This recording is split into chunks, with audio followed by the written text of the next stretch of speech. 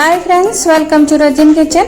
ഇന്ന് ഞാൻ നിങ്ങളുടെ മുമ്പിൽ ഷെയർ ചെയ്യുന്നത് ഗോവ ജ്യൂസാണ്, അഥവാ പേരക്ക ജ്യൂസ്. വളരെ ടേസ്റ്റിയാനുള്ള ജ്യൂസ് കൂടിയാണിത്, വളരെ ഹെൽത്തിയും കൂടിയാണ്. പ്രിപ്പറേഷനിലേക്ക് പോകാം. ഇതിനു വേണ്ടി 5-6 പഴുത്ത പേരക്ക എടുക്കാം. ഇനി ഇതിന്റെ തൊലി നീക്കം ചെയ്യാം. അതിനുശേഷം രണ്ടായിട്ട് മുറിച്ചതിന് ശേഷം നടുവിലുള്ള കുരുവൊക്കെ നീക്കം ചെയ്യാം. അപ്പോൾ വളരെ പെട്ടെന്ന് തന്നെ ഇത് ജ്യൂസ് ആക്കിയെടുക്കാൻ പറ്റും.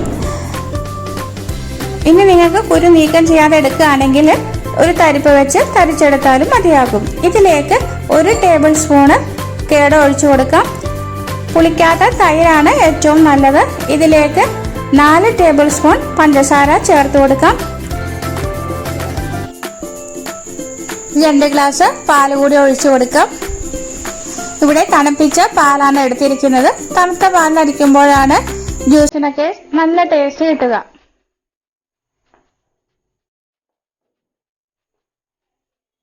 ഇനി ഇതെല്ലാം കൂടി മിക്സിയിൽ അടിച്ചെടുക്കാം.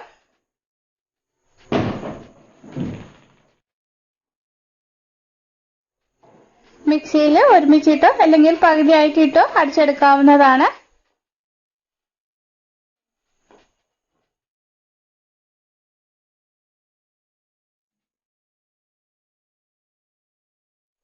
പേരക്കയുടെ കുരുവോടുകൂടി അടുക്കുന്നെങ്കിൽ കുറെ നേരം അടിക്കേണ്ടി വരും. അങ്ങനെ നമ്മുടെ ഹെൽത്തി ആയിട്ടുള്ള ജ്യൂസ് ഇവിടെ റെഡി ആയിട്ടുണ്ട്.